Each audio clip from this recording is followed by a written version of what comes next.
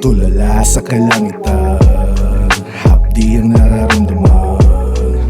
Tinatanong kung kailan at kung paano ito makakamtan. Tulala sa kalangitan, hapdi ang nararamdaman.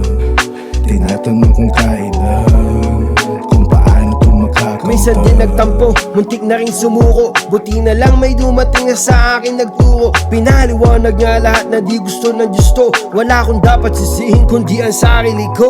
Hindi niya gusto na ako ay mahirapan, pero sarili ko ang gumawa ng dahilan. Nagbulag-bulagan tulad ng sanlibutan. Lahat ng bawal sinubukan, lahat ng bawal tinikman. Ngayon nagets ko na ang halaga ng buhay.